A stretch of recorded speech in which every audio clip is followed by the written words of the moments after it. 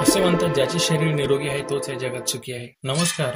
सोडा आणि लेमन याविषयी माहिती जाणून घेऊया. सोडा आणि लेमन ही सर्वत्र प्रचलित व प्रख्यात असणारी पेय आहेत. म्हणजेच लेमन सोडा, सोडा लेमन ही पेय म्हणजेच पाहुणचाराचे प्रतीक आहे. खेड्यापाड्यापर्यंत त्याचा चांगला प्रसार झालेला आहे. वायू, उलटी, अपचन, पोटदुखी, गोळा उठणे इत्यादी विकारांवर ही पेय गुणकारी ठरली आहेत. एक आवडीचे पेय म्हणून लोक सोडा पितात, परंतु सोडा केवळ आवडीचे पेय म्हणून घ्यायचे पेय नाही, ते एक औषध म्हणून वापरण्याचे पेय आहे. उलटी, अपचन, पोटदुखी व गोळा उठणे इत्यादी विकारांमध्ये या पेयाचे सेवन करणे अत्यंत गुणकारी ठरते. सोडा व लेमनचे मिश्रण अत्यंत स्वादिष्ट व गुणकारी असते. अनेक दुकानदार सोड्यात बर्फ घालतात, परंतु बर्फाने त्याचे गुण वाढत नाहीत. उलट बर्फयुक्त सोडा शरीराला हानिकारक असतो. तसेच थंडीमध्ये सोडा वॉटरचे अतिरिक्त सेवनही शरीराला नुकसानकारक असते. बर्फाने तहान तर भागत नाहीच, उलट पचनशक्ती मंद होते. लिंबूच्या ऍसिडचा उपयोग करून लेमनच्या सीलबंद बाटल्या तयार केल्या जातात.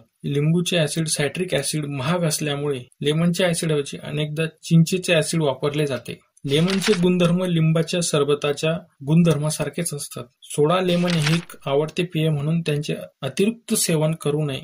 त्यामुळे पोटात बिघाड होतो, आतड्या खराब होतात व आर्थिक नुकसानही होते. धन्यवाद मित्रांनो. थँक्यू.